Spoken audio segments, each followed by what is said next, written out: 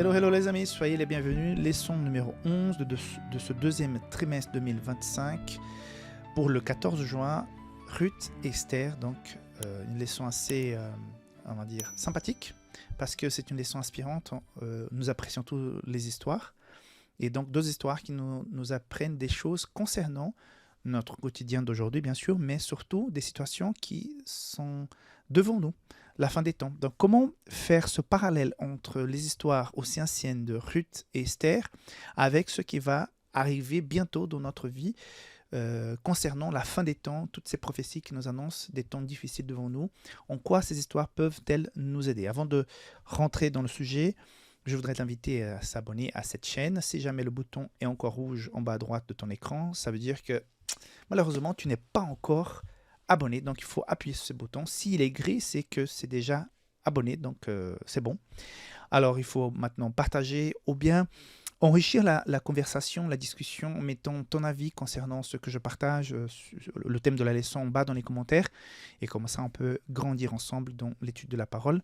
Si jamais tu as un moment, tu passes par un moment difficile et tu veux demander qu'on puisse prier pour toi, intercéder pour ta situation, n'hésite pas à le faire aussi avec le lien qui est en bas dans la description de cette vidéo.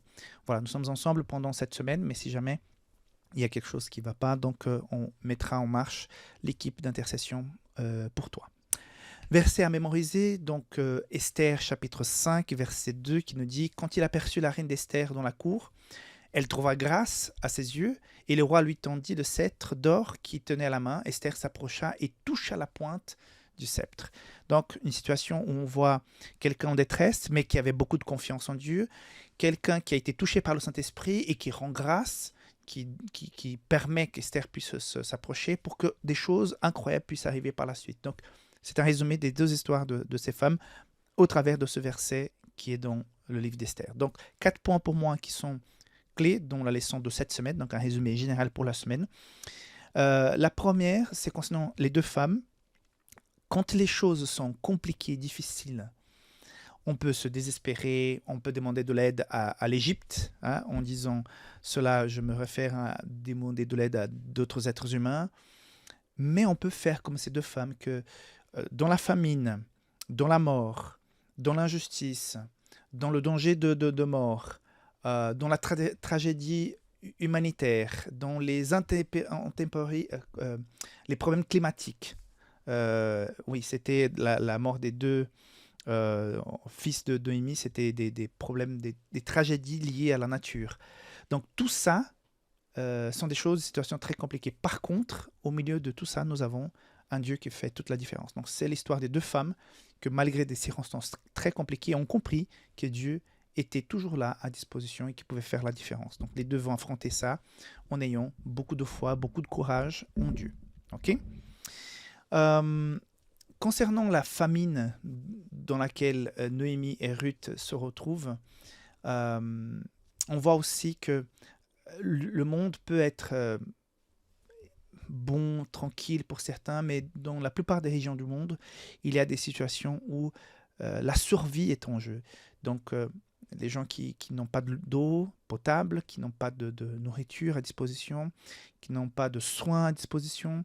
Donc, tout ça, ce sont des situations qui sont vieilles comme le monde. Depuis que le péché est rentré dans le monde, depuis qu'Adam et Ève ont fait ce choix de sortir de ce jardin d'Éden qui était une bénédiction, il a été dit que nous allions souffrir sous cette terre. Et voilà, ce sont des conséquences liées au péché. Ce n'est pas Dieu qui a voulu toutes ces choses, c'est la règle de la nature et aussi des choix qui font les êtres humains qui rentrent en conflit, en guerre, qui n'a pas de collaboration, qui a plutôt des conflits, et qui vont générer aussi des situations compliquées. Ou bien, une sécheresse, c'est toujours imprévisible, et ça peut arriver comme aussi les moments de tremblement de terre ou que sais-je. Tout ça, ce sont des choses, des aléas de la vie. Mais malgré tout ça, ces deux femmes ont affronté et ce Dieu était aussi avec elles pendant ces tragédies inattendues de la vie.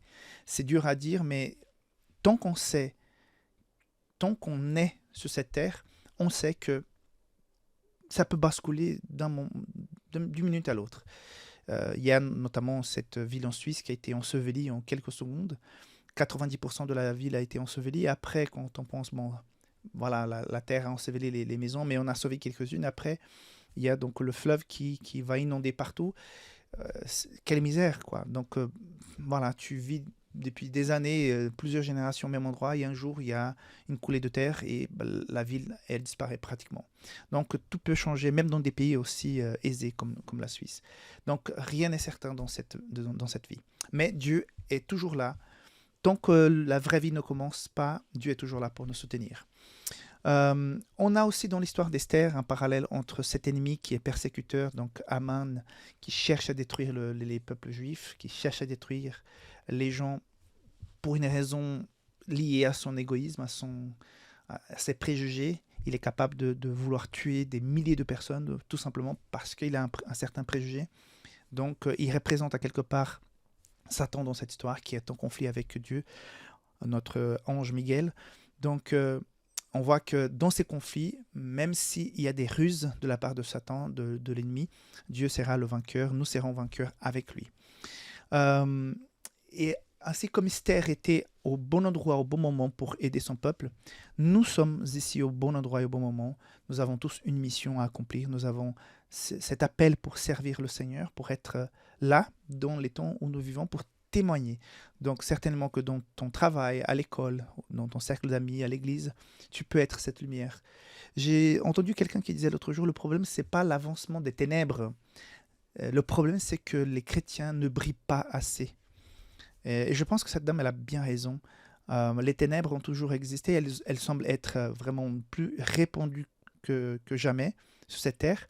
Mais le problème, c'est que nous, les sources de lumière, nous devons éclaircir davantage. Nous devons briller davantage.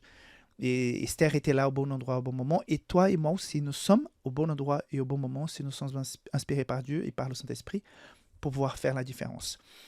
Et pour conclure, concernant un résumé général de cette semaine, je dirais que les petites épreuves quotidiennes nous préparent pour les grandes épreuves de la vie et surtout des temps qui sont devant nous.